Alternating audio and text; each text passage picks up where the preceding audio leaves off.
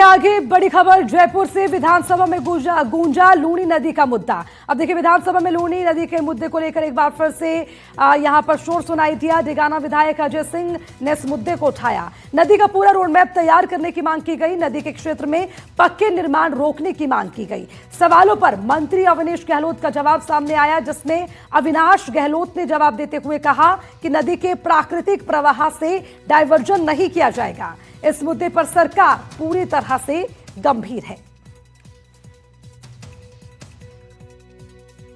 सिंचाई मंत्री जी ने बताया कि इसके प्रवाह क्षेत्र से छेड़छाड़ नहीं की जाएगी।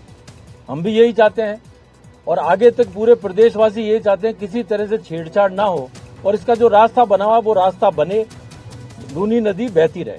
और मैं आपको बताना चाहता हूं कि ये नदी आगे तक पूरे जो मेरे डेगाना जो है उसे 50-50 किलोमीटर पूरे मेड़ता, डेगाना, पुष्कर और आगे तक परबतसर तक इसका जो पानी का है, जो नीचे का ग्राउंड लेवल जो वाटर है वो ऊपर आ गया है। इसका कारण से अभी 40-50 फुट पर ही पानी आ गया है और ओपन वेल से इसकी कुओं से, जो खुले कुएं हैं, उससे सिंचाई हो रही है। तो हमें आश्वस्त किया गया है कि इसके कोई छेड़छाड़ नहीं हुई और हम भी चाहते हैं। और मेरे क्षेत्रवासियों से मेरा कहना है, डेगाना के निवासियों से, कि किसी तरह की नदी के साथ में कोई छेड़छाड़ नहीं की जाएगी और नदी का जो रास्ता है वो हमेशा उसी तरह से रहेगा, नदी आती जाती है। परंपरागत लूनी का बहाव क्षेत्र जो बरसात के मौसम में नदियां जो चलती है, लूनी की नदी जो चलती है, उस बहाव क्षेत्र में पानी को कहीं भी डाइवर्ट नहीं करेंगे।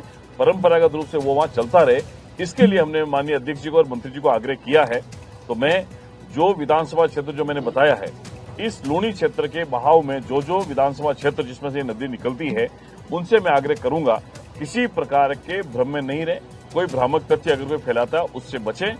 और हमने और सरकार ने तय किया है किसी भी प्रकार का डायवर्जन जो है इस प्राकृतिक बहाव क्षेत्र का हम लोग नहीं करेंगे। तकनीकी कमेटी बना करके मुख्य रूप से अजमेर शहर के जो जल भराव की स्थिति है उसका समाधान निकालने का प्रयास हम सब मिलकर के करेंगे।